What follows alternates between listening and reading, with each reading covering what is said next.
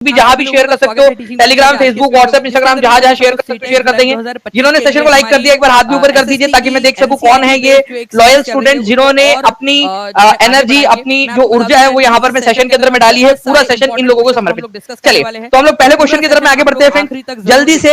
हमारा पहला क्वेश्चन यहाँ पर मैं आप लोगों के सामने ये रहा, भारत में ठीक है मैंगनीज अयस्कों का सबसे बड़ा उत्पादक कौन है? मैंगनीज आपको बताना है सबसे ज्यादा मैंगनीज कौन से जो है राज्य के अंदर में मिलेगा आपको। ये DSSB PRT के अंदर में आया हुआ क्वेश्चन है और ये बार बार डिफरेंट एग्जाम्स के अंदर में पूछा जाता है आप लोगों का, ठीक है। तो इसको याद रखेंगे आप लोग। मैंगनीज का अगर आप लोगों से पूछ लिया जाए कि जो है आप लोगों का मैंगनीज सबसे ज्यादा कहां पर में होता है आप लोगों का, तो आप लोगों को याद रखना है फ्रेंड्स कि आपका उड़ीसा जो है ये इंडिया का सबसे ज्यादा मैंगनीज उत्पादन करने वाला राज्य है, ठीक है, मैंगनीज का। नाउ फ्रेंड्स एक दो चीजें आप लोगों को बता दूं कि उड़ीसा जो है वो मैंगनीज का सबसे बड़ा उत्पादक है।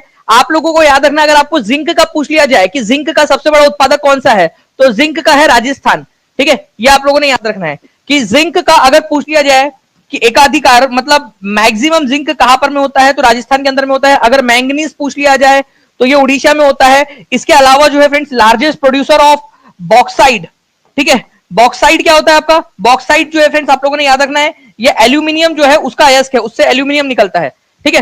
तो मैंगनीज और बॉक्साइड दोनों के दोनों जो है वो आपके उड़ीसा के अंदर में बहुत ज्यादा मात्रा के अंदर में आप लोगों को मिलते हैं। तो इंपॉर्टेंट पॉइंट है एग्जाम के पॉइंट ऑफ व्यू से, प्लीज इसको याद रखिएगा आप सभी के सभी जितने भी लोग देख रहे हैं। एक बार लिख दीजिए, दोनों के दोनों पॉइंट लिख दीजिए। जिंक सबसे ज्यादा कहां पर में होता है आप लोगों का, ठीक है, और जो है मैंगनीज सबसे ज्यादा कहां पर में होता है, ठीक है। चलिए नेक्स्ट क्वेश्चन की तरफ में हम लोग आगे बढ़ते हैं फ्रेंड्स। आप लोगों को बताना है 66वीं बीपीएससी का क्वेश्चन नहीं है आपका, कभी भी किसी भी एग्जाम के अंदर में रिपीट होकर पूछने की संभावना है। आप बताइए भौगोलिक क्षेत्र की दृष्टि से भारत के निम्न जिलों में से कौन सा जिला सबसे बड़ा है, ठीक है। अभी भी सबसे बड़ा जिला यही है, ठीक है, बताइए जल्दी से। और कौन से राज्य के अंदर में पड़ता है यह जिला? अगर हम बात करेंगे कि सबसे बड़ा जिला कौन सा है, तो सबसे बड़ा जिला जो है फ्रेंड्स ये याद रखना है आप लोगों ने, गुजरात का कच्छ जिला जो है ये सबसे बड़ा है, ठीक है, सबसे बड़ा जिला। दूसरे नंबर पे जो आता है वो आता है आप लोगों का लद्दाख के अंदर में जो लेह जिला है ये सब दूसरे नंबर पे आता है, ठीक है, लेह लद्दाख के अंदर में। लेकिन सबसे बड़ा जिला अगर बात करेंगे तो कच्छ है अभी भी, 45,652 ठीक है स्क्वायर किलोमीटर है, 45,652 स्क्वायर किलोमीटर इसका एरिया है, ठीक है। और जो लेह है अभी लेह को तोड़ने की बात चल रही है, लेह को और छोटे छोटे डिस्ट्रिक्ट में बांटने की बात, बट अभी तक हुआ नहीं है। जब वो होगा ठीक है तब मैं आपको बता दूंगा। अभी जनवरी 2025 के अंदर में केवल और केवल प्रपोजल है, ये आगे जाकर हो सकता है, ठीक है, कि कभी इन फ्यूचर जाकर वो लेह को जो है छोटे छोटे हिस्सों में तोड़े, बट अभी जस्ट एक प्रपोजल है। लेह अभी 45,000 ठीक है आपका 100 स्क्वायर किलोमीटर के साथ में दूसरे नंबर का जो है सबसे बड़ा जिला है, ठीक है, लद्दाख के अंदर में। तो ये आप लोगों को याद रखना है। सबसे बड़ा कौन सा है अभी फिलहाल के अंदर में, ठीक है, कच्छ जिला, गुजरात के अंदर में कच्छ जिला, ये आप देख सकते हो यहाँ पर में गुजरात के अंदर में कच्छ जिला जो है वो सबसे बड़ा है आपका। नाउ नेक्स्ट क्वेश्चन जो है फ्रेंड्स आपको बताना है निम्नलिखित में से कौन सी मिट्टी ज्यादातर भारत की नदियों की घाटियों और तटीय मैदानी इलाकों तक सीमित है। देखो ध्यान से समझना आप लोग, कोई भी एक नदी है, ठीक है, जब वो नदी बहती है ना तो अपने साथ में बहुत सारी चीजें जो है वो उखाड़ कर लेकर चलती है वो, स्पेशली जब वो पहाड़ी इलाकों से आती है। मैं आपको दिखाता हूं यहां पर मैं इस तरीके से, ठीक है, ये आप देखिए ये नदी है। नदी जब पहाड़ी इलाकों से आती है या जो ऊपर वाले जो ऊपरी इलाके हैं जनरली हिमालय वगैरह से उधर से जब आती है तो अपने साथ में बहुत सारी चीजें इरोड करके लेकर आती है, ठीक है, अपने साथ में लेकर आती है। और बाढ़ के रूप में वो जब भी बाढ़ आती है उस नदी के अंदर में तो वो चारों तरफ में फैला देती है, या फिर जनरली जब वो समुद्र में मिलने वाली है तो उसके तट के ऊपर में फैला देती है। ऐसी मिट्टी को आप लोग कहते हो एलुवियल सॉइल। एलुवियल सॉइल कहा जाता है उसको, एलुवियल सॉइल हिंदी में उसको कहते हैं जलोढ़ मिट्टी, ठीक है, जलोढ़ मिट्टी। तो एलुवियल या जलोढ़ मिट्टी जो है ये आपकी नदियों की वजह से बनती है, ये याद रखना है आप लोगों ने। तो आंसर इसका हो जाएगा ऑप्शन नंबर सी, जलोढ़ मिट्टी, ठीक है। इंपॉर्टेंट पॉइंट है, एग्जाम के अंदर में पूछा जा सकता है। क्या आप लोग मुझे बता सकते हो एलुवियल सॉइल के दो प्रकार कौन कौन से हैं? बताइए कितने लोग हैं जो बता सकते हैं एलुवियल मिट्टी के दो प्रकार? बहुत ही इंपॉर्टेंट पॉइंट है आप लोगों का, याद रखना है आप लोगों ने कि जो जलोढ़ मिट्टी होती है, ठीक है, इसके दो प्रकार है। एक होता है आप लोगों का बांगर, ठीक है, बांगर, ठीक है, और एक होता है खादर। खादर जो बांगर है आपका ये याद रखना है आप लोगों ने, ये ओल्ड सॉइल है, ओल्ड पुरानी वाली मिट्टी, पुरानी वाली। और खादर जो है ये न्यू वाली एलुवियल सॉइल है जो अभी अभी बनी है कुछ सालों के अंदर में, ठीक है। बांगर जो है ये इतनी पुरानी हो चुकी है कि अब ये इतनी ज्यादा फर्टाइल नहीं रही और इसके अंदर में कंकर पाए जाते हैं। ये क्वेश्चन अभी हाल फिलहाल में एक एग्जाम हुई थी, उसके अंदर में आया भी था कि कौन सी जलोढ़ मिट्टी के अंदर में कंकर पाए जाते हैं। तो बांगर वाली जो है ओल्ड वाली, उसमें कंकर वगैरह पाए जाते हैं, छोटे छोटे से जो पत्थरों के टुकड़े होते हैं वो पाए जाते हैं। ठीक है, खादर के अंदर में नहीं पाया जाता। खादर जो ये बहुत ज्यादा फर्टाइल है, उपजाऊ है, इसकी उपजाऊता बहुत ज्यादा है। ठीक है, उपजाऊ भूमि है ये याद रखना था आप लोगों ने। ठीक है, चलिए, तो ये ध्यान रखेंगे आप सभी लोग। एंड बहुत बहुत शुक्रिया फ्रेंड्स, कंटिन्यूअसली सेशन को आप लोगों ने आप लोग लाइक कर रहे हो। जितने भी बच्चे हैं जिन्होंने सेशन को लाइक कर दिया, एक बार वापस से हाथ भी उठा दीजिए फ्रेंड्स। ठीक है, यहाँ पर मैं हाथ ऊपर कर दीजिए यहाँ पर, ताकि मैं देख सकूं कि कितने बच्चे जो कंटिन्यूअसली एफर्ट्स दे रहे हैं अपना यहाँ पर मैं सेशन को आगे बढ़ाने के लिए। बहुत बहुत शुक्रिया आप सभी लोगों का। ओके, तो ये प्लीज इसको याद रखना है आप लोगों ने। नेक्स्ट जो है आप लोगों का, आगे बढ़ते हम लोग नेक्स्ट क्वेश्चन की तरफ में। ठीक है, तो हमारे भारत के रिवर बेसिन और कोस्टल प्लेन्स के अंदर में एल्यूवियल सॉइल आप लोगों को मिल जाएंगी। नेक्स्ट जो क्वेश्चन है आपका, ब्लैंक नदी उत्तर भारत और दक्षिण भारत के बीच पारंपरिक सीमा बनाती है। DSSB TGT का क्वेश्चन है। अब देखिए यहां पर मैं ना सिंपल सी बात है, ये हमारा भारत है मान लीजिए। ठीक है, बात यहां पर में हो रही है कि उत्तर भारत और दक्षिण भारत के बीच में ये क्या करती है, एक सीमा का काम करती है कि यहां पर में ये नॉर्थ इंडिया है, ठीक है, और ये साउथ इंडिया। ऐसा माना जाता है कि यही एक सीमा है जिससे north India south India decide होता है। ठीक है, ऐसे तो डिसाइड करने को तो कहीं से भी कर सकते हैं, बट आपको याद रखना है नर्मदा नदी जो है फ्रेंड्स, ये नॉर्थ इंडिया और साउथ इंडिया डिसाइड करता है जनरली। ठीक है, नॉर्थ और साउथ, तो Narmada is the correct answer. तो प्लीज इसको याद रखिएगा आप सभी के सभी लोग। नर्मदा नदी जो है ये याद रखना आप लोगों ने कि कौन से डायरेक्शन में बहती है नर्मदा नदी जो है आप लोगों को याद रखना वेस्ट डायरेक्शन में बहकर अरेबियन सी में मिल जाती है, अरब सागर के अंदर में। ये भी एक इंपॉर्टेंट पॉइंट है आपका। नर्मदा नदी के ऊपर में, ठीक है, दो इंपॉर्टेंट वाले बांध बनाए गए हैं। एक बनाया गया मध्य प्रदेश के अंदर में इंदिरा सागर डैम, ठीक है, और एक बनाया गया है गुजरात में सरदार सरोवर डैम। तो इंदिरा सागर डैम कहां पर में, अगर ये क्वेश्चन पूछ लिया जाए तो ये नर्मदा नदी पर है मध्य प्रदेश के अंदर में। अगर आपसे पूछ लिया जाए सरदार सरोवर डैम, ठीक है, कहां पर में है, तो नर्मदा नदी पर है लेकिन गुजरात वाले साइड के अंदर में। तो ये दो भी प्लीज इसको याद रखेंगे आप लोग, इंदिरा सागर डैम और सरदार सरोवर डैम, दोनों के दोनों नर्मदा नदी के ऊपर में। सभी लोग जल्दी से लिख देंगे कमेंट के अंदर में, ठीक है, इंपॉर्टेंट है क्योंकि ये। अच्छा, नर्मदा नदी कहां से निकलती है ये भी याद रखना है आप लोगों ने, अमरकंटक से निकलती है। अमरकंटक नाम की जगह है, अमरकंटक प्लेट्यू से, माइकल हिल्स के अंदर में, वहां से निकलती है अमरकंटक प्लेट्यू से नर्मदा नदी, जबलपुर के पास से। ठीक है, ये भी याद रखना है आप लोगों ने। चलिए नाउ फ्रेंड्स आगे बढ़ते हैं हम लोग यहाँ पर में हमारे नेक्स्ट क्वेश्चन की तरफ में। ठीक है, भारत की कौन सी नदियां बंगाल की खाड़ी में गिरती है? ठीक है, तो बताइए इनमें से कौन सी जोड़ियां आप लोग लगा सकते हो जो बंगाल की खाड़ी में जाकर मिलती है?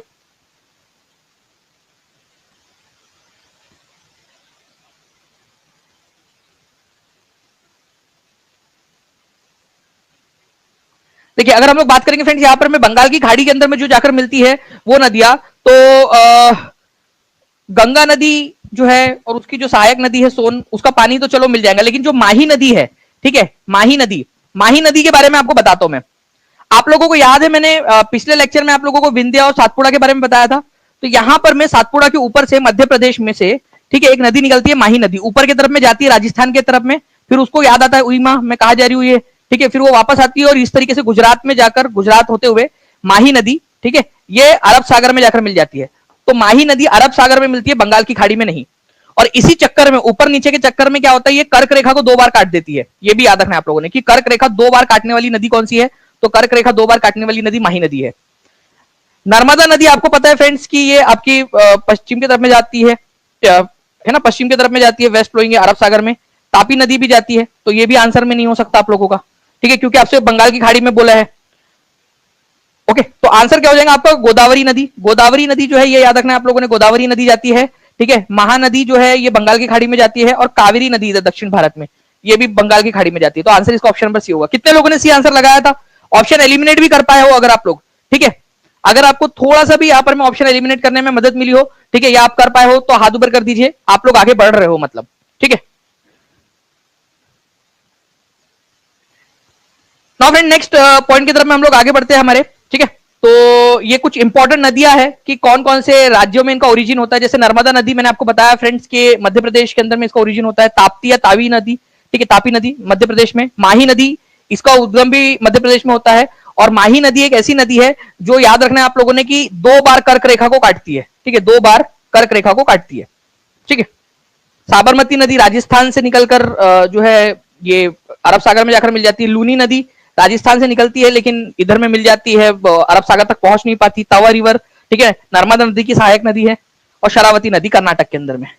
ओके, चलिए नाउ फ्रेंड, निम्नलिखित में से किस पहाड़ी पर पूर्वी घाट पश्चिमी घाट से मिलता है? आपको एक चीज याद होंगी, पिछले लेक्चर में हमने देखा था कि हमारे भारत के अंदर में दक्षिण में दो घाट है, एक है पश्चिमी घाट, ठीक है, और एक है पूर्वी घाट, ठीक है, पूर्वी घाट। आप लोगों से क्या बोला जा रहा है कि पश्चिमी घाट और पूर्वी घाट का मिलन कहां पर में होता है? तो पश्चिमी घाट और पूर्वी घाट का जो मिलन है जहां पर में होता है वहां पर में नीलगिरी की पहाड़ियां है। बहुत ही इंपॉर्टेंट क्वेश्चन है ये आपका, ठीक है, नीलगिरी की पहाड़ियां। तो पश्चिमी घाट और पूर्वी घाट का मिलन जिस जगह पे होता है उस जगह को आप नीलगिरी पहाड़ियां के नाम से जानते हो। नीलगिरी पहाड़ियों की सबसे ऊंची जो चोटी है, ये भी क्वेश्चन पूछा जाता है, इन पहाड़ियों की सबसे ऊंची चोटी कौन सी है? तो वो है डोडा बेट्टा, ठीक है, डोडा डोडा बेट्टा, ठीक है, ये याद रखना है आप लोगों ने, डोडा बेट्टा, ठीक है। तो नीलगिरी पहाड़ियों की सबसे ऊंची चोटी डोडा बेट्टा है, ये भी याद रखिए आप लोग, नीलगिरी पहाड़ियों की सबसे ऊंची चोटी डोडा बेट्टा। पूर्वी घाट और पश्चिमी घाट और पूर्वी घाट का मिलन कहां पर में होता है? नीलगिरी पहाड़ियों पर होता है, दोनों जाकर वहां पर में मिल जाते हैं, ठीक है। अच्छा मुझे बताइए कि पश्चिमी घाट का सबसे बड़ा जो गैप है, पालघाट गैप, कौन से दो राज्यों को मिलाता है? पिछले लेक्चर में हम लोगों ने देखा था, जल्दी से बताइए कौन कौन से दो राज्यों के बीच में जो है वो रास्ता बनाता है? पालघाट गैप, पालघाट पास या पालघाट दर्रा, पश्चिमी घाट का एक बहुत बड़ा गैप है, पहाड़ों के बीच में गैप है, ठीक है, केरल और तमिलनाडु, ठीक है। चलिए गुड, तो आंसर इसका जो है फ्रेंड्स आप लोगों का इस पर्टिकुलर क्वेश्चन का आंसर तो ये हो जाएगा कि पूर्वी और पश्चिमी घाटियां आपकी नीलगिरी पहाड़ियों पर मिलती है। नीलगिरी पहाड़ियों की सबसे ऊंची चोटी आप बता दोगे, पालघाट गैप किसको किसको मिलाता है वो भी बता दोगे। ये देखिए आप लोग यहां पर में मिलती है ये दोनों। नाउ नेक्स्ट क्वेश्चन है आप लोगों का, हुंड्रू जलप्रपात निम्नलिखित में से किस पठार पर स्थित है? DSSB का क्वेश्चन है। तो आप देखिए हुंड्रू जलप्रपात जो है फ्रेंड्स, ये छोटा नागपुर का जो पठार है वहां पर में आपको मिलने वाला है, ठीक है, छोटा नागपुर का पठार पर। कौन से वाले राज्य में मिलेगा ये हुंड्रू जलप्रपात? आपको राज्य का नाम भी पूछा जा सकता है, तो कोई है जो यहां पर में बताना चाहेगा राज्य का नाम? हुंड्रू जलप्रपात ये आपको मिलेगा झारखंड में। अगर झारखंड में ये भी पूछ लिया जाए कि कौन से वाले शहर में है, तो झारखंड में रांची में है। आप लोगों को एक चीज बताना चाहता हूं कि रांची को झरनों का शहर कहा जाता है, ठीक है, झरनों का शहर। तो ये क्वेश्चन बन सकता है कि झरनों का शहर किसको कहा जाता है? झरनों का शहर तो रांची को कहा जाता है, ये प्लीज याद रख लीजिए आप लोग। ओके, अच्छा चलिए एक और क्वेश्चन बन सकता है यहां पर मैं मुझे बताइए हुंड्रू जलप्रपात कौन सी नदी की वजह से बनता है? देखो जलप्रपात का मतलब क्या होता है, एक नदी है, ठीक है, रास्ते से जा रही थी, ठीक है, पहाड़ से ऊपर से नीचे गिर गई वो पटाख करके, ये इस तरीके से है ना, इस तरीके से पानी जो है नीचे की तरफ में गिर रहा है, उसी को जलप्रपात बोलते हैं, जो ऊपर से पानी गिरता है ना, झरना, जलप्रपात, वाटरफॉल। तो कौन सी नदी जो है वो गिर रही है जिसकी वजह से हुंड्रू जलप्रपात बना है? ये भी एक इंपॉर्टेंट है। सोन नदी कहां से होगी? सोन नदी तो जाती ही नहीं झारखंड में। सुवर्ण रेखा नदी, वेरी गुड, बहुत बढ़िया, काफी सारे बच्चे हैं, इंटेलिजेंट बच्चे आंसर कर रहे हैं, ठीक है, ये याद रखना आप लोगों ने, सुवर्ण रेखा जो रिवर है जिसको सुवर्ण रेखा भी बोला जाता है वहां पर में लोकली, तो सुवर्ण रेखा नदी जो है उसकी वजह से ये बनता है। ये भी एक इंपॉर्टेंट पॉइंट है आप लोगों का, ठीक है। चलिए बहुत बढ़िया फ्रेंड्स, आंसर्स आप लोग करते जा रहे हो, ऐसे ही आंसर्स करते रहेंगे आप सभी के सभी। चलिए नेक्स्ट क्वेश्चन की तरफ में आगे बढ़ते हैं। आप लोगों को बताना चाहूंगा फ्रेंड्स, यहां पर में क्वेश्चन है आप लोगों का, ठीक है, यूपी आरओ में पूछा गया था, सलाइन सॉइल मतलब जो खारी मिट्टी होती है आप लोगों की, भारत में लवणीय मिट्टी जो होती है जिसमें नमक होता है, are not appropriate for cultivation of crops, वो फसल उगाने के लिए उपयुक्त नहीं होती। ऑब्वियस सी बात है, जिस मिट्टी के अंदर में बहुत सारा नमक होगा, आप उसके अंदर में कैसे खेती करोगे? कर सकते हो क्या आप लोग? मिट्टी में नमक बहुत ज्यादा हो गया तो आप नहीं कर पाओगे ज्यादा अच्छे से खेती, तो सही बात है, असर सही है, ठीक है। खारी मिट्टी में मोटे नमक का अनुपात अधिक होता है, जिसका मुख्य कारण शुष्क जलवायु और खराब जल निकासी है, ठीक है। Saline soils have high proportion of wearing salt, ठीक है, जो सलाइन मिट्टी होती है उसके अंदर में क्या होता है, ठीक है, बहुत मोटे मोटे नमक के कण होते हैं। एक्चुअल में ये नमक के कण आते कैसे हैं? बहुत ज्यादा ड्राई क्लाइमेट है तो क्या होगा कि जो पानी है, ठीक है, मिट्टी में का, वो पानी वाष्पीकरण होकर उड़ जाएगा और पीछे में नमक छोड़ जाएगा, पीछे में नमक छोड़ जाएगा, तो मोटे मोटे दाने बन जाते हैं नमक के वहां पर में। ओके, तो ये एक चीज है आप लोगों की, तो बताइए आंसर क्या होगा?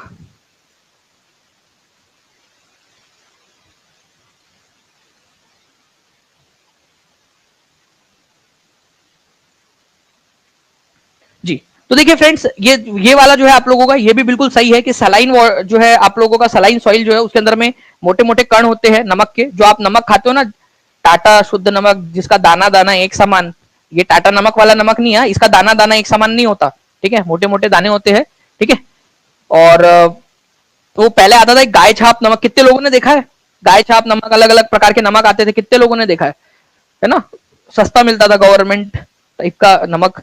तो आजकल तो आयोडीन नमक के चक्कर में नमक के दाम बहुत ज्यादा बढ़ गए हैं, अदरवाइज पहले सस्ते नमक मिलते थे, तो उसमें होते थे मोटे मोटे दाने। तो ए और आर जो है दोनों के दोनों सही है, और both A and R are true, and R is the correct explanation of A, कि सलाइन सॉइल या जो खारी मिट्टी है वो आप लोगों की अप्रोप्रिएट नहीं होती कल्टीवेशन के लिए। क्यों नहीं होती? क्योंकि उसमें मोटे मोटे नमक के दाने होते हैं, सिंपल रीजन दिया हुआ है आप लोगों का। तो सी इज द करेक्ट आंसर। ठीक है, तो 36% लोगों ने सही आंसर लगाया है, और ये एक्चुअल एआरओ का क्वेश्चन है आपका 12 फरवरी 2024 को जो पेपर हुआ था उसका, और ऑफिशियल आंसर की के अंदर में भी आंसर सी आया था इसका, कि दोनों के दोनों सही है, और आर जो है वो ए का करेक्ट एक्सप्लेनेशन है। ठीक है, R is the correct explanation of A. ठीक है,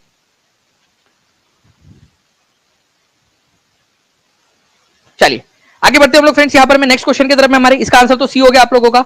नेक्स्ट क्वेश्चन आपको बताना है 68वीं बीपीएससी का, भारत की क्षेत्रीय सीमा समुद्र की ओर तट से कितने मील की तक दूरी तक फैली हुई है? ये जनरली एक कन्वेक्शन है। ठीक है, ये याद रखना है आप लोगों ने, कि अगर कोई भी जो है सीमा है, समुद्री सीमा, ठीक है, तो वो कहां तक फैली हुई होती है उस देश की, मतलब समुद्र के अंदर में भी कहां तक वो फैला हुआ होता है, ये आप लोगों को बताना है, चाहे इधर हो चाहे इधर हो। ठीक है, समुद्र से कितने दूर तक होता है। बहुत बढ़िया फ्रेंड्स, आप लोगों के आंसर आ रहे हैं। आंसर हो जाएगा आप लोगों का 12 नॉटिकल माइल्स। ठीक है, तो 12 नॉटिकल माइल्स आप लोगों का आंसर हो जाएगा यहां पर में। और इसके अलावा आप लोगों से एक और क्वेश्चन यहां पर मैं पूछना चाहूंगा, एक नॉटिकल माइल का मतलब कितना मीटर होता है? सिंपल सा क्वेश्चन है, एक नॉटिकल माइल मतलब कितना मीटर होता है, तो आप बता दीजिए कमेंट करके। ठीक है, बहुत सारे लोग आंसर्स कर रहे हैं यहां पर में। देखिए, नॉटिकल माइल्स का, नॉटिकल का मतलब भी होता है समुद्री मील। ठीक है, तो एक नॉटिकल माइल जो होता है आप लोगों का, नॉटिकल माइल वो होता है आपका 1 पॉइंट, ठीक है, 852 किलोमीटर। अगर मीटर में लिखना है इसको तो आप लोग मीटर में तो आराम से कर सकते हो, डॉट हटा दीजिए यहाँ पर में, पॉइंट जो है 1852 मीटर। ठीक है, एक नॉटिकल माइल का मतलब ये होता है। ठीक है, तो इतना आप लोगों ने याद रखना है, 12 नॉटिकल माइल्स तक की जो दूरी होती है, ठीक है, समुद्र तल से, वो दूरी उसी देश की टेरिटरी मानी जाती है, उस देश की टेरिटरी ही मानी जाएंगी उसको। तो आंसर इसका ऑप्शन नंबर सी होगा। तो आप लोगों को समझ में आ गया होगा कि जो समुद्री तट है उससे 12 नॉटिकल माइल तक, ठीक है, 12 नॉटिकल माइल तक का जो एरिया है वो भारत का ही एरिया है। तो क्वेश्चन में उसी प्रकार से पूछा गया था, एग्जाम के अंदर में आया 12 फरवरी 2023 के अंदर में। तो आगे बढ़ते हम लोग फ्रेंड्स, यहां पर में हमारे 12 नॉटिकल माइल जो है आप लोगों का आंसर हो जाएगा। नेक्स्ट क्वेश्चन जो है फ्रेंड्स, इस क्वेश्चन का आंसर करिए आप लोग। इस पर्टिकुलर क्वेश्चन के अंदर में ये बोला गया है आपका कि ताप्ती नदी के बारे में निम्नलिखित कथनों पर विचार करें और सही कथन का चुनाव करें। बताइए, तो ताप्ती नदी के बारे में निम्नलिखित कथनों पर जो है सही कथन कौन सा है आप लोगों का?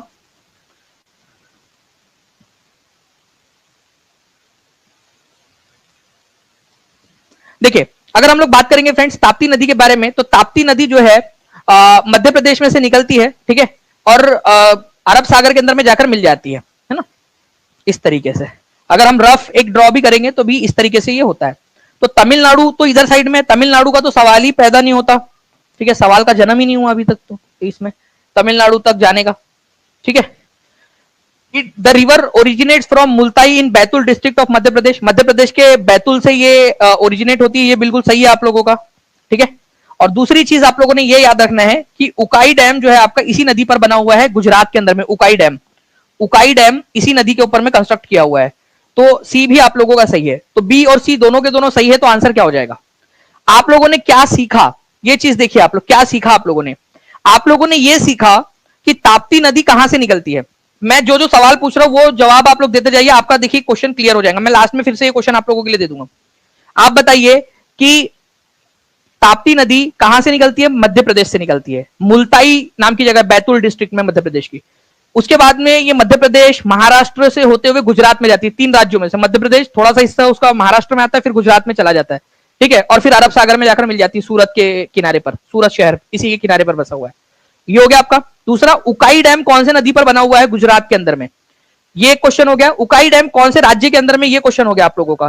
ठीक है, तो इस पर्टिकुलर पॉइंट को भी आप लोग याद रखिएगा। उकाई डैम कौन से नदी पर बना हुआ है? उकाई डैम, उकाई डैम कौन से नदी पर है? अपने आप में क्वेश्चन बनेगा ये, तो प्लीज ये याद रखिएगा आप लोग। क्या पूछूं मैं आप लोगों से कल ये क्वेश्चन, उकाई डैम कौन से नदी के ऊपर में है? ठीक है, याद रखना आप लोगों ने ताप्ती नदी पर बना है, सभी लोग लिख देंगे, और गुजरात राज्य के अंदर में है। तो आंसर इसका जो है बी और सी हो गया। तो आप लोगों का जो सही आंसर हो जाएगा वो हो जाएगा more than one of the above. ठीक है, more than one of the above. इस तरीके से आपका आंसर हो गया ऑप्शन नंबर डी। ठीक है, चलिए नेक्स्ट क्वेश्चन की तरफ में आगे बढ़ते हैं। आप लोगों को आपको बताना है वह कौन सा दिन है जब पृथ्वी सूर्य से सबसे अधिक दूरी पर होती है, जिसे एपेहेलियन भी कहा जाता है। देखिए दो दिन याद रखने आप लोगों ने, एक दिन ऐसा होता है जब सूरज से जो है पृथ्वी की दूरी सबसे अधिक होती है, और एक होता है जब सूरज से पृथ्वी की दूरी सबसे कम होती है। ठीक है, तो जब सबसे कम होती है दूरी, ठीक है, उसको कहा जाता है सबसे कम दूरी जो होती है उसको पेरीहिलियन कहा जाता है, और जो सबसे अधिक दूरी होती है उसको एपीहिलियन कहा जाता है। ठीक है, उपसौर और अपसौर। ठीक है, तो एक एक करके हम इसके बारे में बात करेंगे यहां पर में। तो बताइए,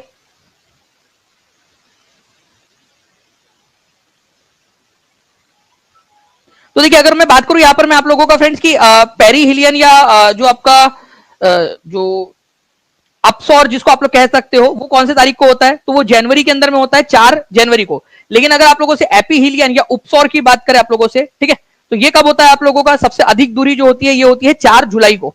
ठीक है, 4 जुलाई, 3 और 4 जुलाई को आता है ये कभी, क्योंकि 29 फरवरी आ गई, 29 फरवरी का, तो 3 जुलाई को भी आ जाता है ये। 3 से 4, 3 जुलाई या फिर, ठीक है, या 4 जुलाई को आता है। तो दोनों में से एक ऑप्शन आप लोगों को दिया रहेगा, दोनों एक साथ नहीं दिए रहते कभी भी। ठीक है, तो ये आप लोगों ने याद रखना है, आंसर इसका ऑप्शन नंबर ए हो जाएगा। ध्यान से देखिए आप लोग यहां पर में, जब सबसे कम दूरी होती है तो वो समय चल रहा होता है आपका जनरली जनवरी का। ठीक है, ओके, तो जनवरी के अंदर में पेरीहिलियन होता है आप लोगों का, और एपीहिलियन होता है आप लोगों का जुलाई के महीने में। ठीक है, इतना भी आप लोगों ने याद रख लिया तो आप लोगों को बाकी की सारी चीजें याद हो जाएगी। तो 4 जुलाई के करीब जो है आप लोगों का एपीहिलियन होता है। ठीक है, सूरज से दूरी सबसे ज्यादा और सबसे कम दूरी होती है 4 जनवरी के आसपास में। नेक्स्ट क्वेश्चन जो है आप लोगों का, निम्न में से किस दिन सूर्य और पृथ्वी के बीच सबसे कम दूरी होती है। मैंने आपको बताया फ्रेंड्स कि 3 से 4, 3 और 4 ये दो तारीख आप लोगों ने पकड़ के रखनी है। ठीक है, जो भी ऑप्शन में दिया हुआ है आपको महीना अगर याद है तो आप लोग कर लोगे आराम से। ये 3 और 4 ये दो तारीख आपको बताया मैंने। ठीक है, 3 तारीख और 4 तारीख पकड़नी है आप लोगों ने, वो डिपेंड करता है कि आपका कौन सा पिछले साल कौन सा था या उस साल कौन सा। अगर मान लीजिए कि उस साल लीप ईयर है तो वो 4 जुलाई हो जाएगा, और अगर मान लीजिए कि उससे पहला वाला लीप ईयर था तो वो 4 जनवरी हो जाएगा, अदरवाइज 3 जनवरी रहता है। तो जनवरी का महीना आंसर होगा आपका ऑप्शन नंबर 3। सबसे कम दूरी, सबसे कम दूरी को क्या कहा जाता है, ये भी आप लोगों से पूछा जा सकता है। तो सबसे कम दूरी जो होती है फ्रेंड्स आप लोगों ने याद रखना है, उसको जो है आप लोग कहते हो, ठीक है, क्या कहते हो, उपसौर कहते हो आप सबसे कम दूरी को। तो पृथ्वी और सूरज के बीच की दूरी सबसे कम जब होती है, ठीक है, तो उसको उपसौर कहा जाता है हिंदी में, उपसौर। ठीक है, ये याद रखना है। तो उपसौर कौन से तारीख को आता है ये अगर आप लोगों से पूछ लिया जाए, ठीक है, तो आप लोग आंसर कर दोगे। ठीक है, 3 जनवरी या 4 जनवरी, 3 या 4 जनवरी। इसको इंग्लिश के अंदर में पेरीहिलियन कहा जाता है, पेरीहिलियन। ठीक है, पेरीहिलियन। ठीक है, पेरीहिलियन इसको बोलते हो आप लोग, पेरीहिलियन उपसौर को। Okay, perihelion. और एपीहिलियन किसको बोलते हो आप लोग, एपीहिलियन जो है ये कहते हो अपसौर को। अपसौर जिस दिन सबसे ज्यादा दूरी होती है, ये 3 या 4 जुलाई को आता है ये। तो ये दोनों पॉइंट प्लीज याद रखिएगा आप सभी के सभी। ठीक है, अभी लोग जल्दी जल्दी से सेशन को शेयर कर देंगे, और जिन्होंने अब तक सेशन को लाइक नहीं किया है जल्दी से सेशन को लाइक भी कर दीजिए, ताकि आप लोगों के कंट्रीब्यूशन की वजह से और ज्यादा क्लासेस आप लोगों को मिलती रहे। तो हर एक बच्चे की जिम्मेदारी बनती है कि वो अपना अपना जो है सेशन को लाइक एंड शेयर जरूर करते रहेगा। नाउ फ्रेंड नेक्स्ट क्वेश्चन की तरफ में हम लोग आगे बढ़े, उससे पहले मैं आप लोगों को जो है यहां पर मैं थोड़ा सा आप लोगों से पूछ लेता हूं। मुझे बताइए कि सबसे कम दूरी, सबसे कम दूरी जो है वो कब होती है, महीना बता दीजिए बस। और सबसे अधिक दूरी कब होती है, सबसे अधिक दूरी, सबसे ज्यादा दूरी या सबसे अधिक दूरी कौन से तारीख को होती है, ये भी आप कौन से महीने में होती है, चलिए ये बता दीजिए। 3 और 4 तो आप लोग बता ही दोगे, कम से कम इतना तो बता दीजिए, और लिखिए यहां पर में। अब दूसरा पॉइंट मैं आपसे पूछ रहा हूं कि सबसे कम दूरी जो होती है उसको क्या कहा जाता है, हिंदी इंग्लिश दोनों में आप बता सकते हो। सबसे कम दूरी जो होती है उसको कहा जाता है आप लोगों का उपसौर हिंदी में, और इंग्लिश में कहते हैं पेरीहिलियन, पेरीहिलियन। ठीक है, और सबसे अधिक दूरी जो होती है ना उसको कहा जाता है अपसौर। अप और उप में फर्क है, हाँ? ठीक है, अपसौर इसको कहा जाता है सबसे अधिक दूरी को। ठीक है, इसको कहते हैं एपीहिलियन। ठीक है, एपीहिलियन, एपीहिलियन। ठीक है, एपीहिलियन। तो पेरीहिलियन और एपीहिलियन ये दोनों के दोनों आप लोगों ने याद रखना है, इंपॉर्टेंट एग्जाम के अंदर में आप लोगों से पूछ सकते हैं। ठीक है,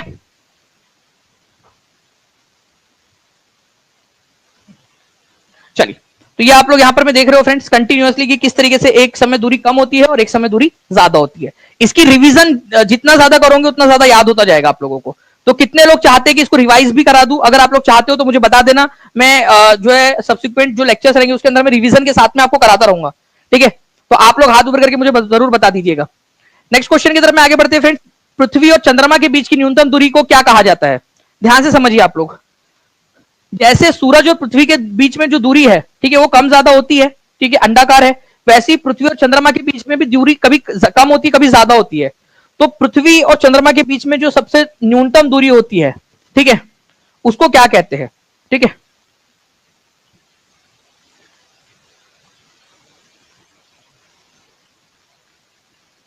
देखिए, जैसे पेरीहीलियन था ना आप लोगों का, पेरीहीलियन सबसे कम दूरी, वैसे ही यहां पर में पेरीजी होता है, पेरीजी, ठीक है, सबसे कम दूरी। वहां पर में एपीहीलियन था आपका सबसे ज्यादा दूरी, वैसे यहां पर में अपभू होता है, एपोजी, एपोजी, ठीक है, सबसे अधिक दूरी, सबसे अधिक दूरी, ठीक है, चंद्रमा और पृथ्वी के बीच में, और ये सबसे कम दूरी, सबसे न्यूनतम वाली। ठीक है, तो अगर आपने एक भी याद रख लिया तो आपको याद हो जाएंगे। जैसे वहां पर में था उपसौर, ठीक है, आप लोगों का सबसे कम दूरी को उपसौर बोल रहे थे आप लोग, ठीक है, वैसे यहां पर में उपभू बोलेंगे। और वहां पर में सबसे जो अधिक दूरी थी उसको अपसौर बोला जा रहा था, यहां पर में अपभू बोलेंगे, ठीक है, अपभू, ऐसे याद रखना है आप लोगों ने। तो इस तरीके से अगर आप लोग करोगे तो आपको आराम से याद हो जाएगा। और मैं आप लोगों को बता दूं फ्रेंड्स की क्या ये याद करना जरूरी है? जी बिल्कुल, एक एक क्वेश्चन आपको हजारों बच्चों से आगे पहुंचाएगा। अगर चीजें आसान होती, ठीक है, बहुत ज्यादा आसान होती, ठीक है, तो हर कोई कर लेता। आपको अपॉर्चुनिटी वही मिलती है जहां पर में चीजें टफ होती है, ये चीज याद रखना है आप लोगों ने हमेशा। अगर आप लोग सिर्फ आसान आसान चीजें देखते रहोगे कि आसान एक झटके में याद हो जाए, दिमाग पे इतना सा भी प्रेशर ना देना पड़े, तो आप एवरेज लोगों के अंदर में रह जाओगे। अगर आगे बढ़ना है, स्पेशल बनना है, तो थोड़ी सी मेहनत, सिर्फ वो 1% एक्स्ट्रा मेहनत, सिर्फ 1% एक्स्ट्रा मेहनत आपको 99% लोगों से आगे निकल जाएंगी, ठीक है, आगे निकाल देंगी आप लोगों को। है या नहीं है एक फैसिनेटिंग बात यहां पर मीक कि सिर्फ 1% एक्स्ट्रा मेहनत करनी है आपने। और मैं आपको बता रहा हूं वो 99% लोग वो सिर्फ 1% एक्स्ट्रा मेहनत करने से डरते हैं, वो 1% एक्स्ट्रा मेहनत करने से पीछे रह जाते हैं। अब आपको डिसाइड करना है कि क्या आप करना चाहते हो या नहीं मेहनत। अगर मेहनत करना चाहते हो, थोड़ी सी मेहनत है, हजारों लोगों से आगे निकल जाओगे आप लोग, ठीक है। अगर एग्री करते हो तो बता दीजिएगा आप लोग। नाउ ये आपको बता दिया। मैं आप लोगों को बता दूं फ्रेंड्स कि भू समीपक आप लोगों का इसको कहते हैं, उपभू भी कहा जाता है। सबसे पास दूरी पृथ्वी और चंद्रमा की, और सबसे अधिक दूरी है पृथ्वी और चंद्रमा की, तो इसको एपोजी या फिर अपभू कहा जाता है। पराकाष्ठा या अपभू जो भी आप लोगों ने बोलना है उसको बोल दीजिए, बोल सकते हो आप लोग, ठीक है। अच्छा मुझे बताइए कि चांद आपको जो है सबसे चमकदार कब आपको दिखाई देगा? ठीक है, आप बताइए मुझे, चांद आपको सबसे चमकदार कब दिखाई देगा? जब वो पास होगा। अरे मान लो कि अब वो बात अलग है, एग्जाम्पल अलग दिखेगा कि यार दूर से देखा तो वो शर्मा रही थी, पास जाके देखा तो बकरी घास खा रही थी, वो अलग बात हो जाती है। वो आपका चांद जो है वो अपोजिट वर्क करता है। बट ये वाला चांद एक्चुअल में जब पास आता है तो आपको ज्यादा चमकदार दिखाई देगा, ठीक है। चलिए, तो ये याद रखना फ्रेंड्स कि आप लोगों का सबसे पास जो होता है सबसे ज्यादा चमकदार उसी दिन दिखाई देगा वो आप लोगों को, पेरीजी के समय में, उपभू के समय में, ठीक है, सबसे ज्यादा चमकदार। तो इसके ऊपर में किसी भी तरीके से क्वेश्चन घुमा फिरा के पूछा जा सकता है, तो प्लीज उसको याद रखिएगा आप लोग, ठीक है। आगे बढ़ते हैं हम लोग यहाँ पर में नेक्स्ट क्वेश्चन की तरफ में। आरएएस आरटीएस का एक क्वेश्चन है आप लोगों का, जीएस का एग्जाम के अंदर में आया था क्वेश्चन, बताइए इसका आंसर क्या होगा? जल्दी जल्दी से सेशन को लाइक करते रहेंगे फ्रेंड्स आप सभी लोग, और जहां भी शेयर कर सकते हो, Telegram, Facebook, WhatsApp, Instagram share कर दीजिए। तो 22 दिसंबर 1999 को पूर्णिमा के चंद्रमा के सामान्य से अधिक चमकदार होने पर, ठीक है, कौन सा कारण उत्तरदायी हो सकता है? मतलब चांद जो है वो ज्यादा चमकदार था, ऑब्वियस ही बात है, चांद ज्यादा पास होगा, पेरीजी होगा उस दिन, इसी वजह से जो है वो ज्यादा चमकदार दिखाई दे रहा है आपको, ठीक है। पेरीजी मतलब पृथ्वी और चंद्रमा के बीच की दूरी कम है, ठीक है, पेरीजी, उपभू होगा उस दिन आप लोगों का, पेरीजी, ठीक है। तो ये भी एक पॉइंट है आप लोगों का जो आप लोग याद रख सकते हो एग्जाम पॉइंट ऑफ व्यू से, ओके। चलिए नेक्स्ट क्वेश्चन की तरफ में हम लोग आगे बढ़ते हैं फ्रेंड्स आप लोगों के, ठीक है। अपसौर, अच्छा यहां पर मैं देखिए आप लोग दो ऑप्शन को एलिमिनेट कर सकते थे। कौन से दो ऑप्शन है आप लोगों के ध्यान से देखिए आप लोग। चंद्रमा की बात हो रही है तो सौर या सूरज की तो कोई बात उसके अंदर में होनी नहीं चाहिए थी, उपसौर की भी बात नहीं होनी चाहिए थी यहां पर में सौर वाली, क्योंकि सौर, अपसौर, एपीहीलियन का मतलब होता है आप लोगों का पृथ्वी और सूरज के बीच की दूरी, पेरीहीलियन का मतलब होता है पृथ्वी और सूरज के बीच की दूरी, ठीक है, कम होना, ओके। एपीहीलियन का मतलब होता है पृथ्वी और सूरज के बीच की दूरी का ज्यादा होना। तो चांद, पृथ्वी से जब चंद्रमा को देख रहे हैं तो उससे सूरज की दूरी का कोई लेना देना नहीं आपका, ठीक है। अपसौर निम्नलिखित में से किस दिन होती है, आप लोग बताएंगे। एक क्वेश्चन आप लोगों का एक्स्ट्रा, जल्दी बताएंगे आप लोग इस पर्टिकुलर क्वेश्चन का आंसर क्या हो जाएगा। देखिए अगर आप लोगों से बात करूं फ्रेंड्स अपसौर की, तो अपसौर एपीहीलियन मतलब सबसे बड़ा, ठीक है, डिस्टेंस आपका, तो सबसे बड़ा डिस्टेंस जो है वो जुलाई में आता है, 4 जुलाई, 3 या 4 जुलाई को, ठीक है। तो आंसर इसका ऑप्शन नंबर सी हो जाएगा। 81% लोगों ने सही आंसर दिया है। अगर आप लोगों से उपसौर पूछा जाता तो आंसर क्या लगाते आप लोग, उपसौर लिख दीजिए यहां पर मैं उपसौर, या फिर पेरीहिलियन, पेरीहिलियन जो है आप लोगों को कौन से दिन आता है। अगर आप लोगों से ये क्वेश्चन पूछ लिया जाता तो आप लोग क्या आंसर लगाते, उपसौर या पेरीहिलियन का आंसर क्या लगाते आप लोग, ठीक है। दोनों आंसर्स आप लोग लगा देंगे जल्दी जल्दी से। चलिए आगे बढ़ते हैं हम लोग। यहां पर में निम्नलिखित में से किस वर्ष प्लूटो को उसकी ग्रह की स्थिति से हटा दिया गया था, मतलब उसको पहले ग्रह माना जाता था, ठीक है। एक जमाना था जब बुक्स के अंदर में पढ़ाया जाता था कि सोलर सिस्टम में 9 ग्रह है, ठीक है, लेकिन अब 8 ग्रह पढ़ाए जाते। प्लूटो पहले ग्रह के रूप में पढ़ाया जाता था, है ना, लेकिन अब आजकल की पुस्तकों के अंदर में प्लूटो को जो है ड्वार्फ प्लैनेट बोला जाता है और 8 ही सोलर सिस्टम के अंदर में हम लोग ग्रह मानते। तो पहले कब तक इसको जो है ग्रह माना जाता था, तो आप लोगों को याद रखना है फ्रेंड्स की 2006 तक इसको जो है ग्रह की सूची में रखा गया था। 2006 में इसको ग्रह की सूची से हटा दिया गया। ये भी एक अलग कहानी है। एक्चुअल में बात यह है कि जो ग्रह होने के लिए जो कंडीशंस चाहिए होती है, ठीक है, प्लूटो वो उसको कंप्लीट नहीं कर रहा था, ठीक है। पहले तो पूरा राउंड शेप हो, ठीक है, आपका स्फीयर टाइप का, ऑलमोस्ट स्फीयर हो, उसके बाद में अपने आसपास के एरिया को साफ रखता हो, इतनी उसके अंदर में ग्रेविटी हो, उसके बाद में एक स्पेसिफिक जो है ऑर्बिट के अंदर में सूरज की परिक्रमा करता हो, ठीक है। तो ये सारी चीजें जो है वो पूरी नहीं कर पा रहा था, इसी वजह से 2006 में इसको हटा दिया गया और इसको ड्वार्फ प्लैनेट में रखा गया है। और ऐसा नहीं कि ये अकेला बौना ग्रह है, ऐसे टोटल 5 बौने ग्रह है हमारे सोलर सिस्टम के अंदर में, 5 बौने ग्रह, ठीक है। ये क्वेश्चन आप लोगों का बिहार पुलिस एसआई के अंदर में आया था फ्रेंड्स, तो और भी एग्जाम्स के अंदर में पूछा जा सकता है, इसको याद रखेंगे आप सभी, ठीक है। से तो आप लोग सेशन को लाइक भी करते रहेंगे और जहां जहां शेयर कर सकते हो शेयर भी करते रहेंगे सभी के सभी लोग। चैनल को सब्सक्राइब भी कर देना है आप लोगों ने। तो ड्वार्फ प्लैनेट जो है टोटल 5 है friends, Makemake, Haumea, Ceres, Eris, Pluto, ठीक है। तो प्लूटो को बोला गया कि भाई तुम्हारे 4 भाई और है, ठीक है, तुम अपने 4 भाइयों के साथ में रहो, ठीक है, ड्वार्फ प्लैनेट या बौने ग्रह की सूची के अंदर में, ठीक है। Make, Haumea, Ceres, Eris, Pluto, ठीक है, ये 5 बौने ग्रह है। नाउ निम्नलिखित में से कौन सी नदी यमुना नदी की सहायक नदी नहीं है। यमुना नदी की सहायक नदी नहीं है, केवल 9 लाइक्स दूर है हम लोग यहाँ पर में भी 2000 से 1991 हो चुके हैं लाइक्स, ठीक है। अगर मैं बात करूं यहां पर मैं आप लोगों से, यमुना नदी की सहायक नदी नहीं है। अगर आप लोगों को एक चीज पता होती सोन नदी के बारे में, तो आप लोग बहुत आसानी से इस पर्टिकुलर क्वेश्चन का आंसर लगा पाते। देखिए अगर मैं बात करूं आप लोगों से एक प्लेटू की, जिसको अमरकंटक प्लेटू कहा जाता है, मैं आपसे एक नदी के बारे में बताऊंगा, आप दूसरी नदी के बारे में आप बताना। मध्य प्रदेश के अंदर में यहां पर में है अमरकंटक प्लेटू, माइकल हिल्स के अंदर में। यहां से एक नदी निकलती है सोन नदी, ठीक है, सोन नदी, और वो गंगा नदी के अंदर में मिल जाती है, गंगा नदी के अंदर में जाकर, ठीक है। और यमुना जो है वो भी गंगा में ही मिलती है। तो सोन नदी जो है आपने याद रखना है कि गंगा की सहायक नदी, वो डायरेक्टली गंगा में जाकर मिलती है, गंगा नदी के अंदर में मिलती है, यमुना में नहीं मिलती, ठीक है। तो कौन सी नदी यमुना की सहायक नदी नहीं है, ठीक है, तो सोन नदी यमुना की सहायक नदी नहीं है क्योंकि वो डायरेक्टली गंगा में मिलती है, पटना के पास में, बिहार में। ये आप लोगों को याद हो गया। अब जो है फ्रेंड दूसरा पॉइंट देखिए आप लोग, मैंने आपसे पूछा कि एक और नदी है जो यहां से ही निकलती है अमरकंटक प्लेटू से, लेकिन इधर साइड जाती है और अरब सागर में जाकर मिल जाती है। बताइए वो दूसरी नदी कौन सी है, ये कौन सी नदी है जिसके बारे में मैं बात करूं, अमरकंटक प्लेटू से ही निकलती है। आज ही इसके बारे में हमने बात की है, आज ही लेक्चर के अंदर में। तो अमरकंटक प्लेटू से एक तरफ से तो सोन नदी निकलती है जो गंगा की तरफ में चली जाती है, ठीक है, और दूसरे तरफ में है नर्मदा नदी, ठीक है, जो अरब सागर की तरफ में चली जाती है। अमरकंटक प्लेटू से ही निकलती है, आसपास से हुई है, माइकल हिल्स है यहाँ पर में, माइकल की पहाड़ियां, और वहां पर में अमरकंटक प्लेटू। अमरकंटक प्लेटू है, उस प्लेटू के ऊपर में, उस पठार के ऊपर में माइकल हिल्स है, माइकल पहाड़ियां है। तो अमरकंटक प्लेटू और माइकल हिल्स में से, ठीक है, सोन नदी और नर्मदा नदी दोनों निकलती है, ठीक है। तो ये दोनों पॉइंट आप लोगों को याद रखने, इंपॉर्टेंट है, एग्जाम के अंदर में पूछे जा सकते हैं आप लोगों से, ठीक है।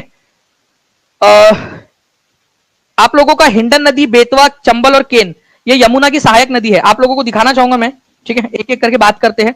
ये देखिए, ये है यमुना नदी, दिख रही है आप लोगों को यमुना नदी, ठीक है। यमुना नदी और गंगा नदी का संगम कहां पर में होता है, जल्दी बताइए कौन सी जगह है जहां पर में संगम होता है यमुना और गंगा का। अभी वहां पर में कुंभ मेला भी लगा हुआ है, ठीक है। यमुना और गंगा नदी का जो संगम है ये इलाहाबाद या प्रयागराज के अंदर में होता है, ये याद रखना है आप लोगों ने फ्रेंड्स, ठीक है। यमुना नदी के अंदर में केन नदी आकर मिलती है, ठीक है। यमुना नदी के अंदर में ही बेतवा नदी आकर मिलती है। यमुना नदी के अंदर में ही चंबल नदी भी आकर मिलती है, और हिंडन नदी है एक यहां पर में, इसके पास में हिंडन नदी, वो भी यमुना की सहायक नदी है। ठीक है, तो हिंडन, बेतवा, चंबल, केन, ये सारी की सारी यमुना की सहायक नदी है। और फिर बाद में यमुना किस में जाकर मिल जाती है इन सबका पानी लेकर? चंबल का पानी लिया, बेतवा का लिया, केन का लिया, हिंडन का लिया, ठीक है, काली सिंध है एक, उसका पानी लिया, और ये सब पानी लेकर जाके गंगा में मिल जाती है फिर। ठीक है, प्रयागराज के अंदर में, जहां पर भी इनका संगम होता है। एक और क्वेश्चन आप लोगों को बताता हूं जो आप लोगों से पूछा जा सकता है। ठीक है, लोहित रिवर जो है आपको बताना है। ठीक है, लोहित रिवर, ठीक है, ये कौन सी नदी की सहायक नदी है? लोहित। देखिए, लोहित रिवर जो है फ्रेंड्स, ये ब्रह्मपुत्र नदी सिस्टम जो है उसकी सहायक नदी है, ये आप लोगों ने याद रखना था। मैप के थ्रू आपको दिखाता हूं मैं। ये देखिए आप लोग यहां पर मैं आप देख सकते हो, ये है सैंगपो नदी, हम लोगों ने स्टार्टिंग के अंदर में देखा था। ठीक है, ये यहां से सैंगपो, यारलुंग सैंगपो भी बोला जाता है। ठीक है, ये नदी बिहार के अंदर, आपके अरुणाचल प्रदेश के अंदर में आ गई है दिबांग के नाम से, दिहांग के नाम से, दिबांग नदी उसी की सहायक नदी है। ठीक है, अभी भी इसका नाम दिहांग है। ठीक है, इसको जाकर आप लोग क्या बोलते हो फिर बाद में? ब्रह्मपुत्र बोलते हो। तो लोहित नदी जो है ये भी जो आपका चाइना वाला जो पार्ट है ना, वहां से निकलकर, ठीक है, कहां पर में आकर मिल जाती है? ये आकर मिल जाती है आप लोगों की ब्रह्मपुत्र नदी के अंदर में, जिसको दिहांग नदी भी बोला जाता है। तो आप लोगों ने याद रखना है ये लोहित नदी, ठीक है, लोहित नदी किसकी सहायक नदी है? ठीक है, ब्रह्मपुत्र की ही सहायक नदी है।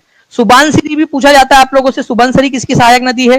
ठीक है, ये याद रखना है ब्रह्मपुत्र की सहायक नदी है। ठीक है, धनश्री, ठीक है, मानस, ये किसकी सहायक नदी है? ब्रह्मपुत्र नदी की सहायक नदियां है, इंपॉर्टेंट है। ठीक है, तो आप लोग याद रखेंगे लोहित के साथ साथ में, ठीक है, सुबानसिरी, सुबान सिरी, धनसिरी, धन सिरी, मानस, ये किसकी सहायक नदियां है? ये ब्रह्मपुत्र की ही सहायक नदियां है, ये भी बाकी लोहित के साथ साथ में। ओके, चलिए। अच्छा, ब्रह्मपुत्र नदी को बांग्लादेश में किस नाम से जाना जाता है? अगर ये बांग्लादेश में चली गई तो बांग्लादेश में इसको किस नाम से जाना जाएगा? किस नाम से इसको जाना जाएगा, ये बताइए आप लोग जल्दी से। ये भी क्वेश्चन बन सकता है आप लोगों का।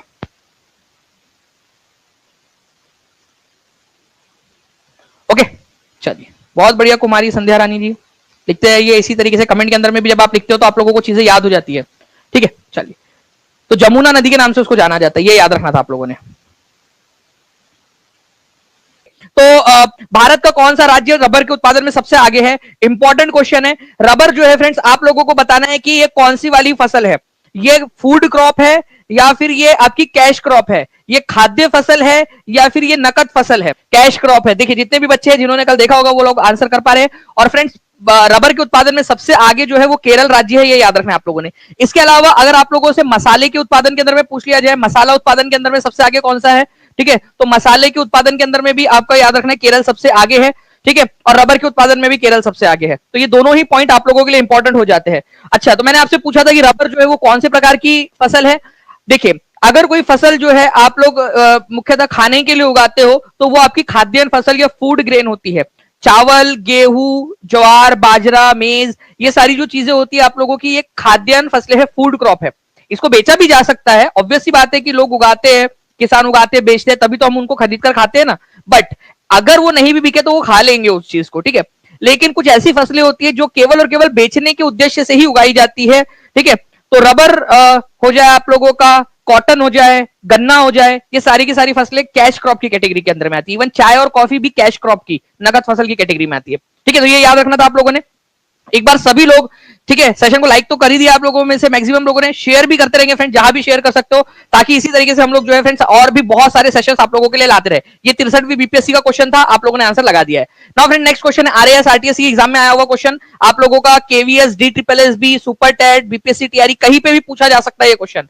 देश में सर्वाधिक अनाज का उत्पादन, ओवरऑल अनाज, जिसके अंदर में गेहूं, ठीक है, चावल, ठीक है, मेज, आप लोगों का दालें सब आ जाती है एक साथ उसके अंदर में, मतलब अनाज का, ग्रेन का सबसे बड़ा उत्पादन करता वाला राज्य कौन सा है? ग्रेन का।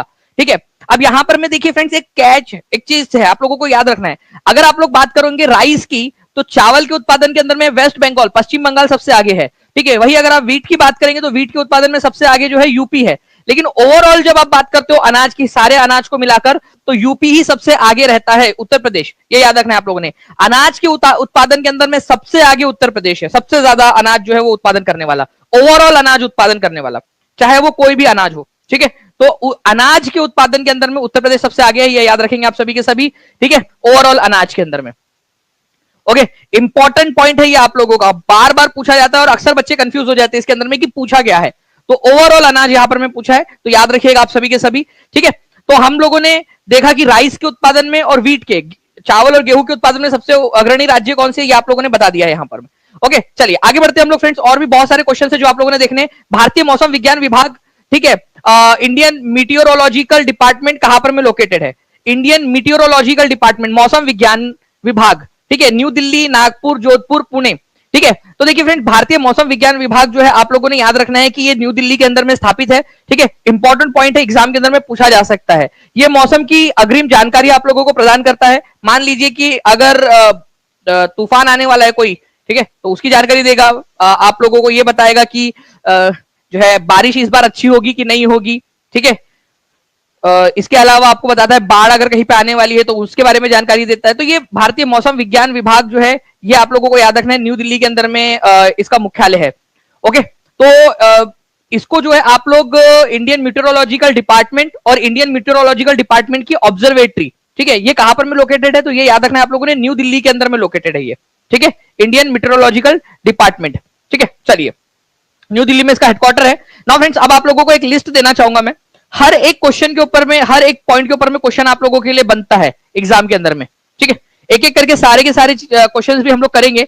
आप लोग याद रखिएगा फ्रेंड्स कि अगर आप लोगों से बोला जाए, ठीक है, कि इंडियन मेट्रोलॉजिकल ऑब्जर्वेटरी का हेडक्वार्टर या इंडियन मेट्रोलॉजिकल, मेट्रोलॉजिकल का मतलब ही होता है मौसम विज्ञान, तो मीटियोरोलॉजी ये क्या होती है?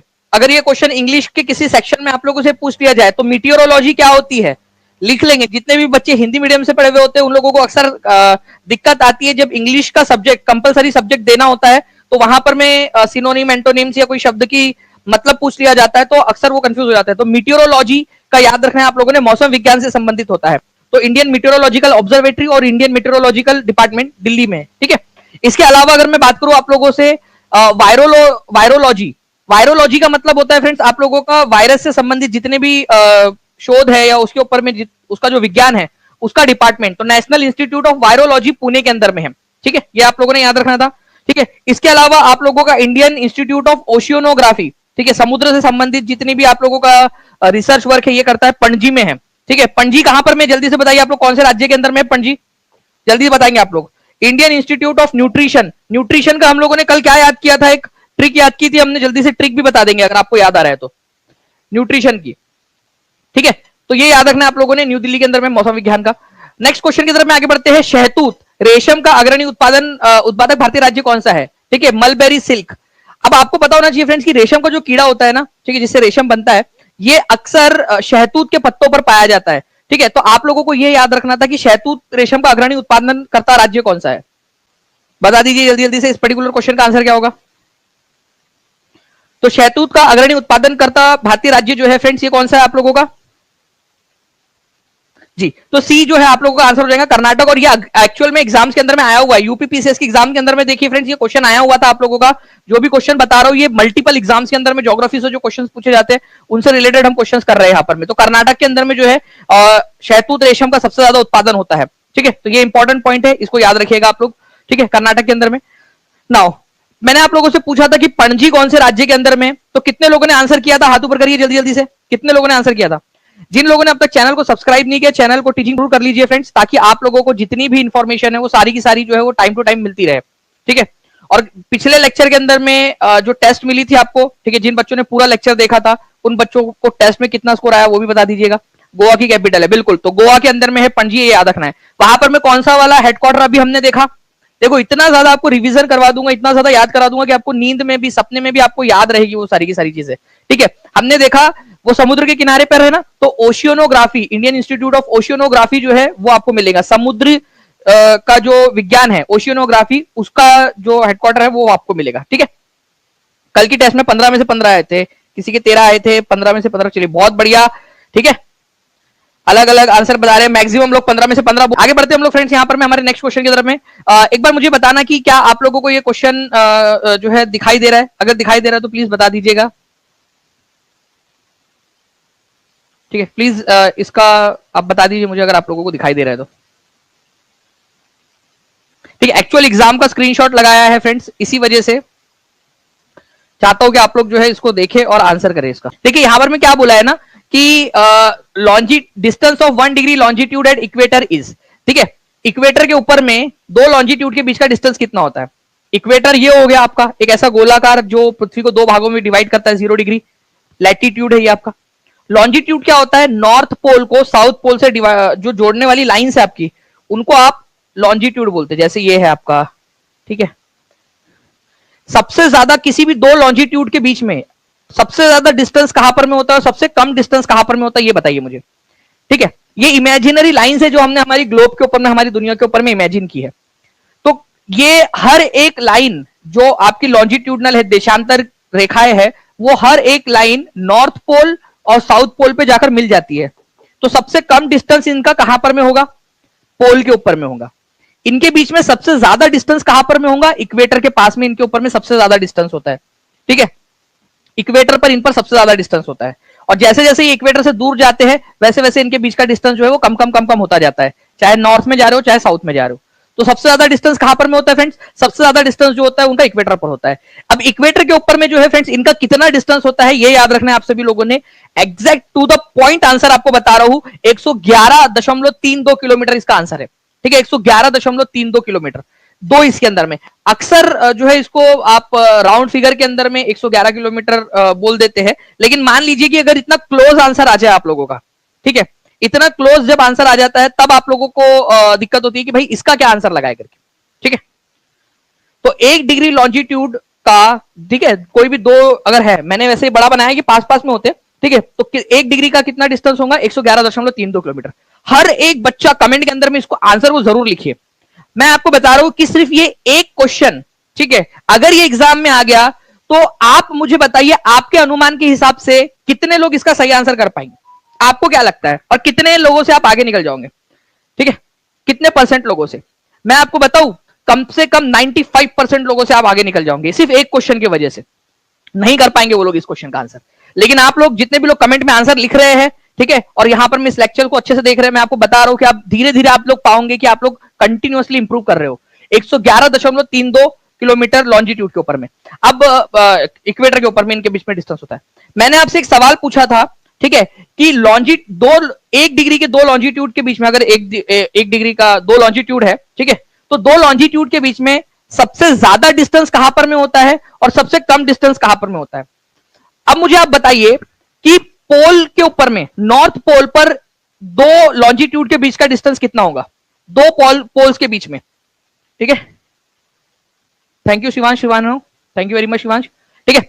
बताइए जल्दी से, पोल पे ज्यादा नहीं होता स्वाति, पोल पर सबसे कम डिस्टेंस होगा ना, पोल पर तो आके मिल जा रही है ना सारी की सारी, ठीक है, पोल पर आके सारी की सारी लाइंस मिल जा रही है, तो 0 होगा वहां पर में डिस्टेंस उनके बीच में, दो लॉन्जिट्यूड के बीच में। सबसे ज्यादा डिस्टेंस इक्वेटर पर होता है बीच में, ठीक है। देखिए, ओके, चलिए आगे बढ़ते हैं हम लोग फ्रेंड्स। यहां पर में देखिए पोल के ऊपर में जाकर क्या होता है, ये डिस्टेंस आप लोगों का बिल्कुल 0 हो जाता है।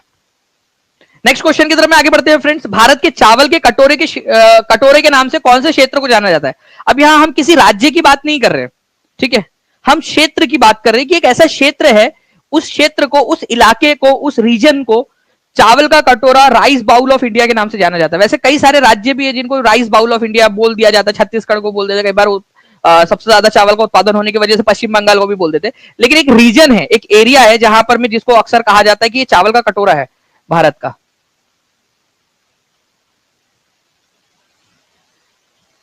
देखिए फ्रेंड्स, मैं आपको बता दूं, एक यहां पर में ना, ये कृष्णा गोदावरी का डेल्टा है।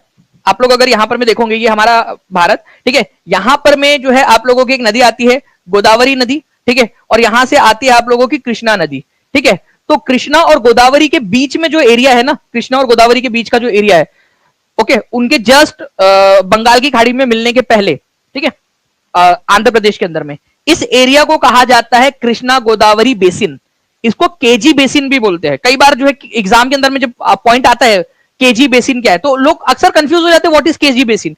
तो KG basin, Krishna Godavari basin, ये याद रखना है आप लोगों ने। कृष्णा गोदावरी बेसिन कौन से राज्य के अंदर में है, ठीक है, ये है आपका आंध्र प्रदेश में, बंगाल की खाड़ी वाले साइड में। यहां पर में बहुत सारी चीज मिलती है, इवन पेट्रोलियम जो है ना, रिजर्व भी यहां पर में पाए गए हैं, ठीक है, इस इलाके के अंदर में।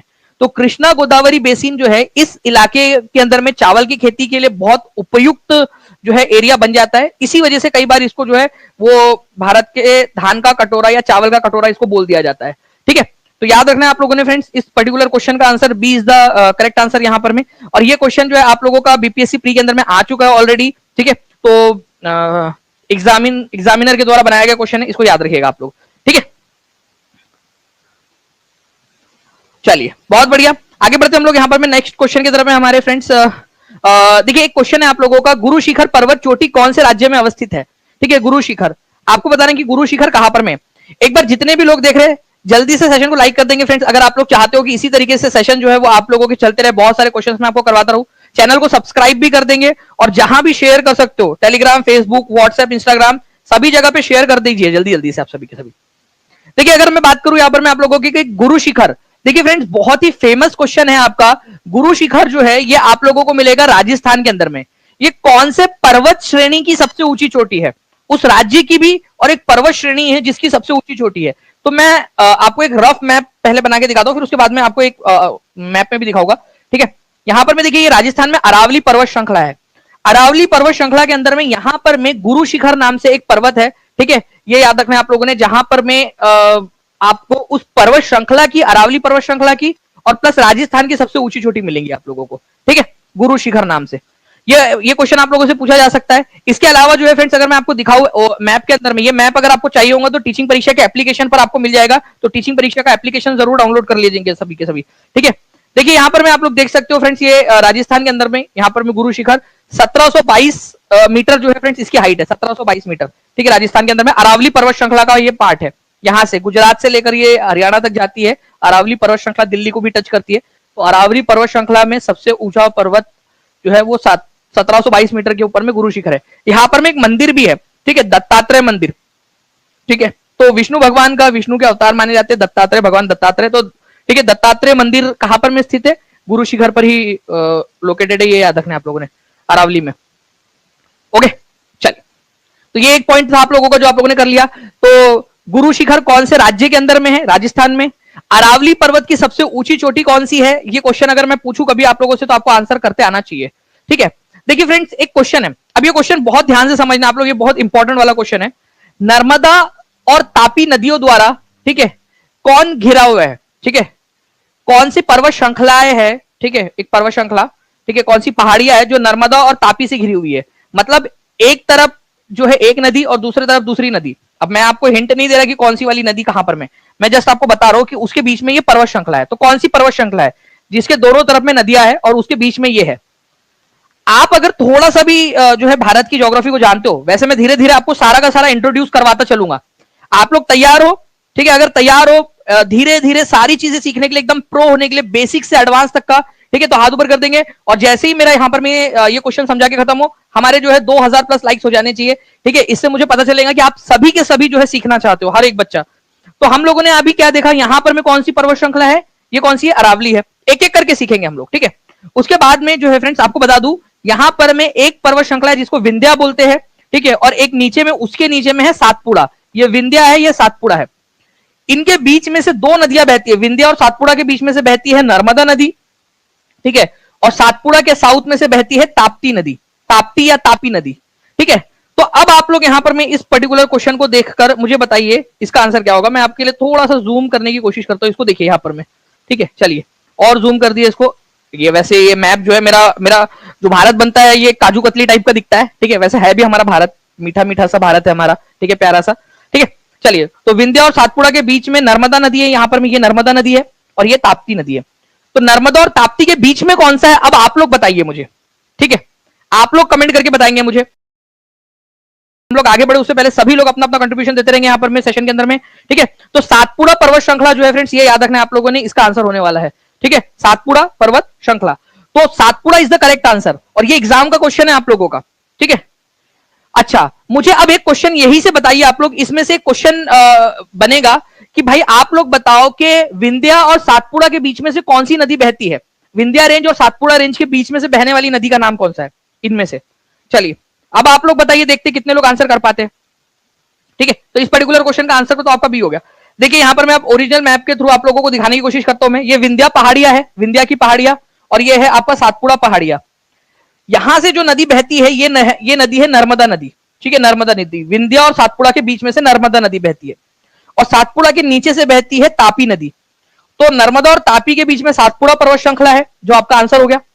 अब जो दूसरा क्वेश्चन मैंने आपसे पूछा था वो क्वेश्चन ये था कि विंध्या पर्वत श्रृंखला और सातपुड़ा पर्वत श्रृंखला के बीच में से कौन सी नदी बहती है, तो वो है नर्मदा। देखिए आप लोगों का एक और क्वेश्चन क्लियर हो गया।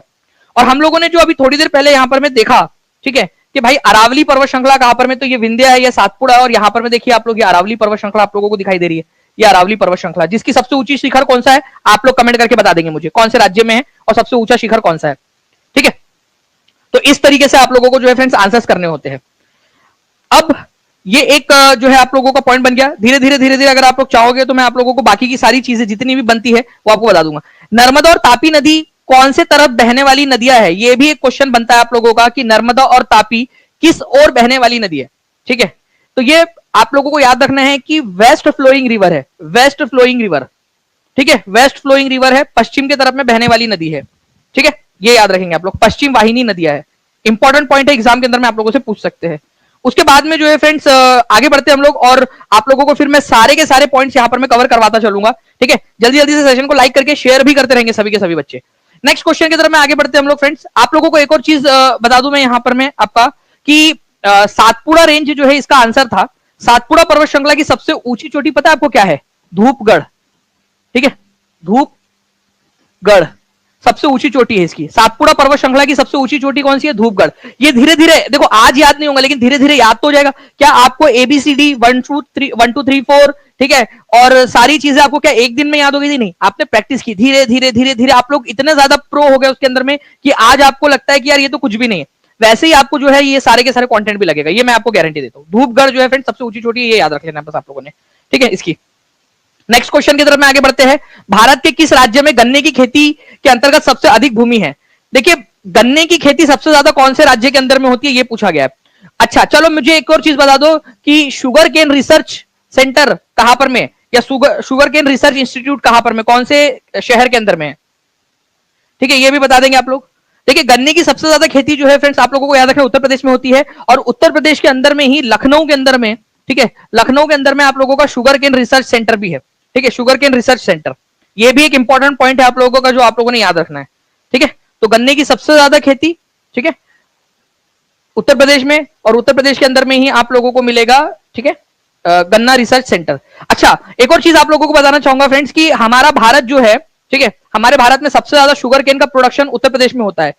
हमारा भारत शुगर केन प्रोडक्शन में कितनेवें नंबर पे है, ये भी एक क्वेश्चन बन सकता है आप लोगों का। शुगर केन प्रोडक्शन में, शुगर केन प्रोडक्शन मतलब कि गन्ना उत्पादन के अंदर में भारत का नंबर कितना हुआ है? तो पहले नंबर पे आता है ब्राजील, ठीक है, ये याद रखना है आप लोगों ने, और दूसरे नंबर के ऊपर में आता है आप लोगों का हमारा इंडिया, ठीक है, हमारा प्यारा भारत। तो इंडिया जो है वो सेकंड नंबर पे आता है पूरे दुनिया में शुगर केन प्रोडक्शन के मामले में। लाइक्स आप लोगों ने कर दिया फ्रेंड्स, बहुत बहुत शुक्रिया आप लोगों का, ठीक है। जिन भी लोगों ने किया है, ठीक है, ये पूरा का पूरा सेशन उन लोगों को समर्पित, क्योंकि उन्होंने यहां पर में अपना अपना योगदान दिया है, और आप लोगों की गुरु दक्षिणा यही थी, और आप लोगों को ये सारी चीजें